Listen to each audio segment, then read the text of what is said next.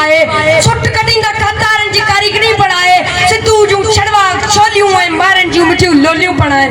असांजी सकाफत जंहिंजे दामन में कसी तारीख़ समायल आहे जंहिंजा मिसाल इन मिठीअ ॾे ज़रे ज़रे मौजूद आहिनि जंहिंमें मोइन जो दड़ो अमरीअ जो दड़ो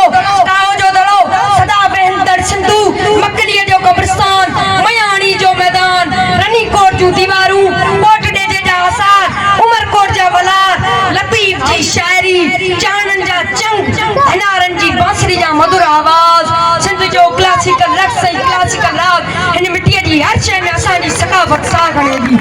शेख हयात चयो आहे त शाल वसी ओ सिंधड़ी तुंहिंजा खेत वसन शाल वसी ओ सिंधड़ी तुंहिंजा खेत वसन बाहूं दे जे वाव में मारू शाल मोर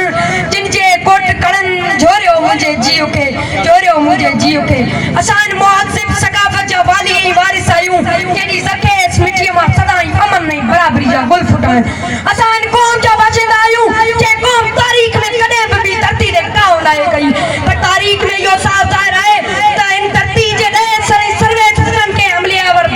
साम्राज्य खे बर्दाश्त नाहे कयो पोइ उहो अरब साम्राज्य हुजनि मुगल हुजनि नरगोन हुजनि तारी हुजनि कंदारी हुजनि पर तारीख़ में इहो बि लिखियलु आहे जॾहिं दुनिया जा माण्हू बरनि जे पुतनि सां अंग टकींदा हुआ तॾहिं पंहिंजी सिंध जा माण्हू ऐं ते सुट कटी ख़ूबसूरत कपिड़ा पाईंदा हुआ जॾहिं दुनिया जा माण्हू बरनि जा छोला खाई रहिया हुआ तॾहिं पंहिंजी सिंध जा माण्हू जानवर पाली हुननि जो खीर पी रहिया हुआ हिन दुनिया खे फीते जहिड़ी इजाज़त पिण धरती जे माण्हुनि ॾिनी आहे ही तरावल लोग जी धरती तारीख़ में सदा कमर ऐं उत्तम रही आहे पर पोइ बि असां अॼु जी तारीख़ अॼु जी धरती मां मायूस न आहियूं पर पुरमीद आहियूं त हिकिड़ी ज़रूरु चुननि जी कारी रात ख़तमु थींदी ऐं सुख जो सिज मिलंदो आख़िर में आउं पंहिंजी तकरीर जी पुराणी नक्श पेशा कंदुसि कांवर सभ जे मार सूर्य घड़ी हिकिड़ी कांवर सभ जे मार सूर्य घड़ी हिकिड़ी सिंधड़ी ते सवार सिर घोड़े सरा थियो जिए संग जिए